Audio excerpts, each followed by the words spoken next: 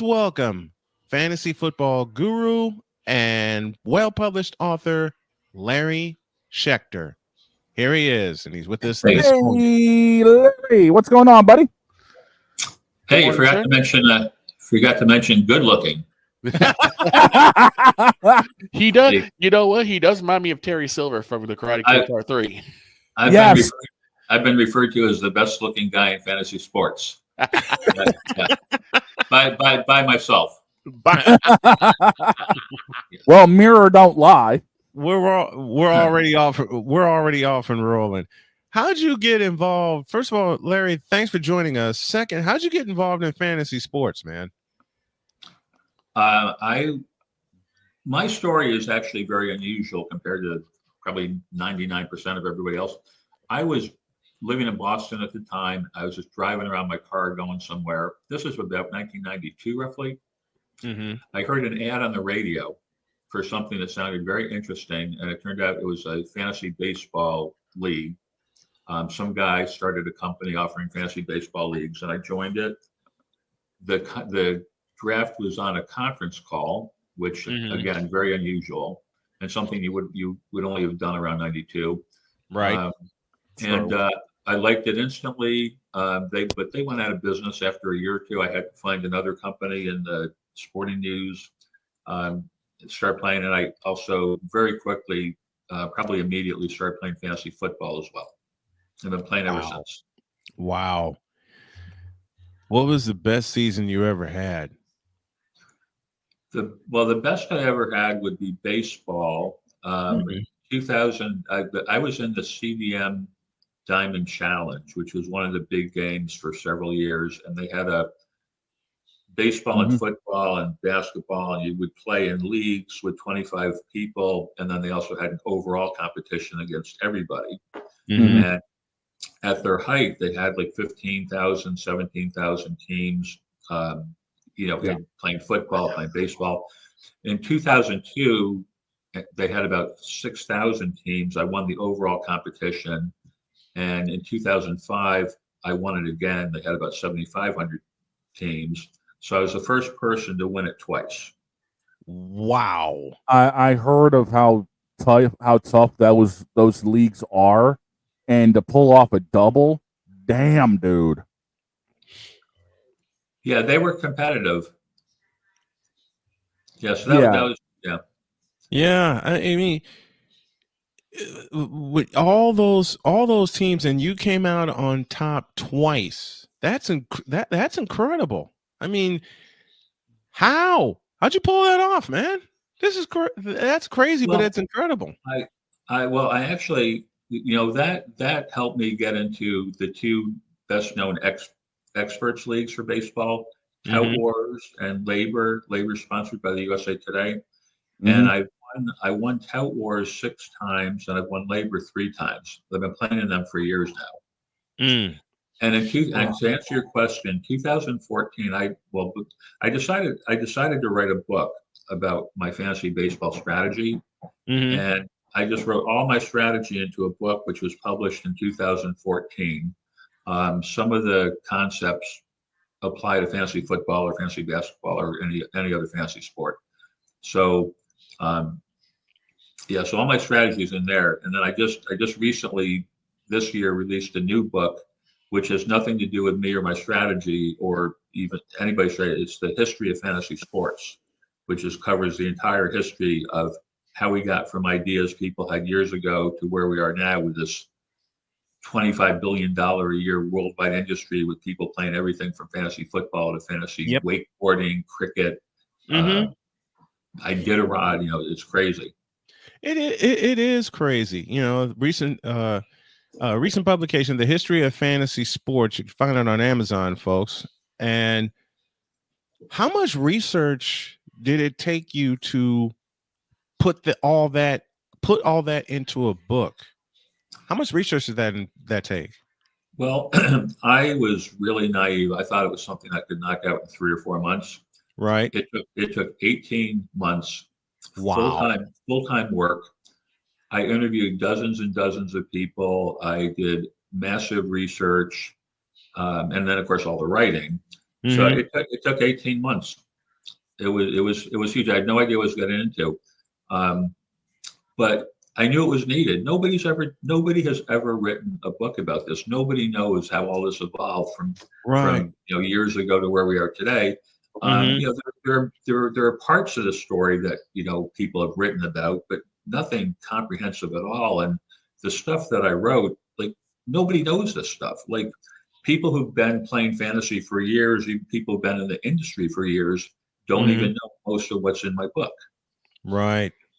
All right. That's great. And I know that took a lot of research. That took a lot of putting together. I know it took a ton of numbers. Oh yeah. I know it took a ton of numbers. What inspired you to write the book? Just that after I wrote my first book, which was 10 years ago, Mm-hmm. I would sometimes ask myself if I had any idea for some other book I might want to write. And this was the only idea I ever had that was any Right. good because Mhm. I knew it was needed. Like I just said, nobody's ever written it. Nobody knows this stuff.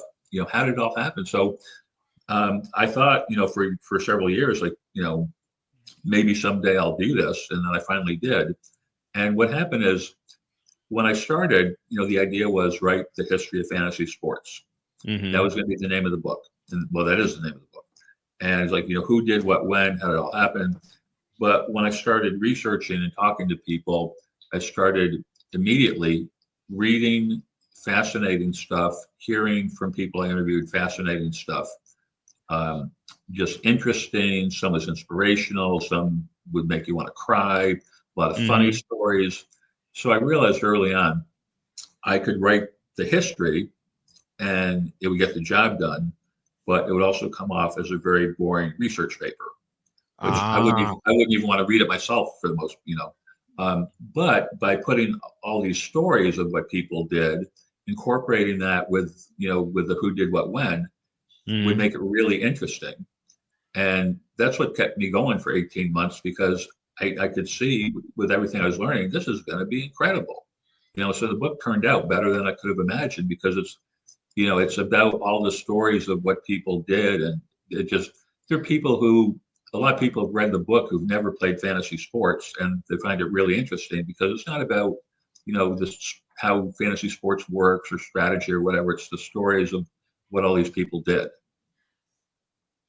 Now, for me, I'm more of a casual player. I've been doing it off and on for a couple of decades, but I've also noticed that the way the numbers are in sports nowadays, has that changed the way people play fantasy sports, currently? Well, what's changed, for the most part, is the information available. It used to be, the first fantasy football league was way back in 1963, Oh, and wow. yeah, yeah, and fantasy base it didn't spread. It took a while to spread, but the first one was in '63. It started to spread around the late '60s and early '70s, Hmm. and fantasy baseball really started to spread around 1980 in the '80s. So this is pre-internet, pre-computer. Yeah. So, information was really difficult to get. Mm-hmm. And what would happen is some people, um, like there's one of the first fantasy football leagues, maybe the first fantasy football league that was in Florida. One of the guys subscribed to 28 out of town newspapers, every NFL city. Wow. And so he could get the local sports section every week.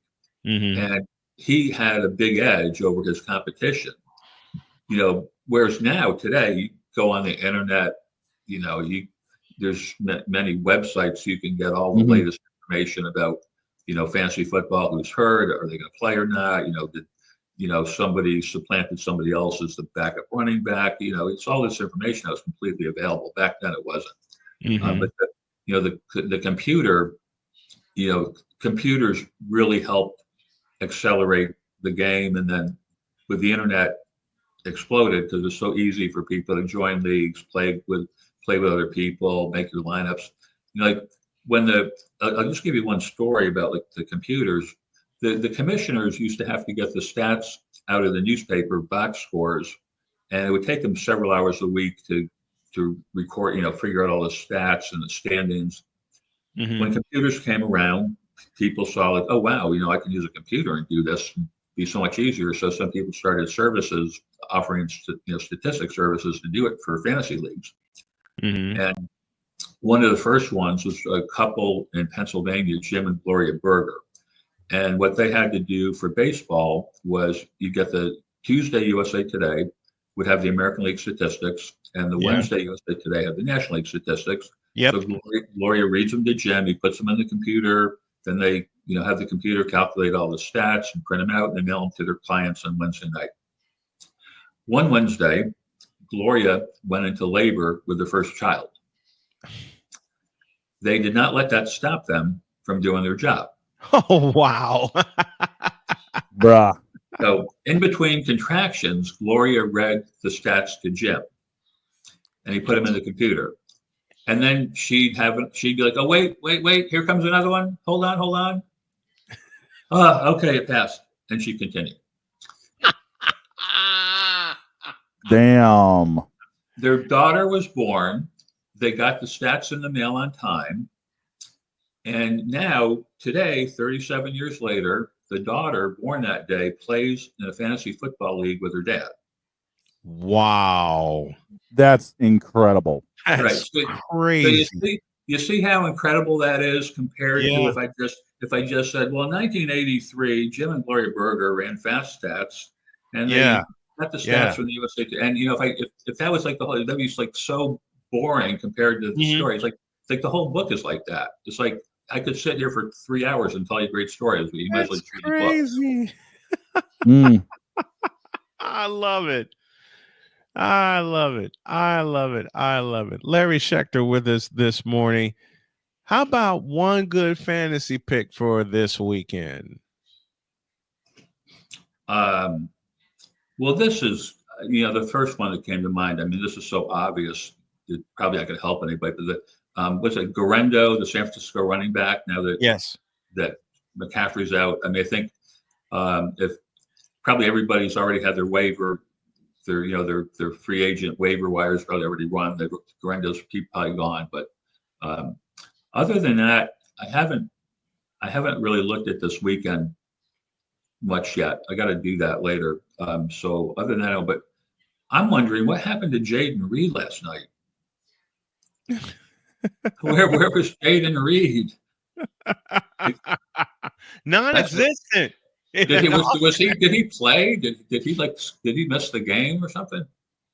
He got one target. Jaden Green. He did play. He got one target. No, he played. He got one target. Yeah. Yeah. Which I don't understand why he played. He played, but he didn't. He only had the one target, but wasn't on the receiving list. Right. It's like he's one of he's like one of their top couple of receivers, and he got one target. Mm-hmm. Wow. So Isaac Garendo, and that's my team. That's the 49ers. As beat up as they are, I think Isaac Garendo is going to really go off. I mean, better than he did against Seattle in Seattle. And Garendo, I think, can become a younger version of Christian McCaffrey. All they got to do is get him more involved in the offense. You just keep giving Purdy time to throw, and Garendo can become that jackknife, because the tools are there for Garendo, aren't they? Yeah, I mean, it seems like Justin Mason. Correct me if I'm wrong, because I'm not like big 49ers guy, but it seems like Justin Mason's a great runner, but not as good as a receiver. So he's not going to be like McCaffrey because he's not a receiver. Yeah, JP Mason is not a good receiver. Garendo has the tools to be that dual threat back out of the backfield. He's got those tools. And we're up against the break, but Larry Schechter joining us here on the program. If you haven't done so already and you're a big fan of fantasy sports, you want to pick up The History of Fantasy Sports by Larry Schechter. It is a wonderful book. He shared a couple of wonderful stories with us today, and I know there'll be more. Larry, thank you very much for joining us, my friend. I truly appreciate it. All right, thanks, guys. Of course. All of our guests appear via the Invader Coffee guest line. Invader Coffee, fuel for the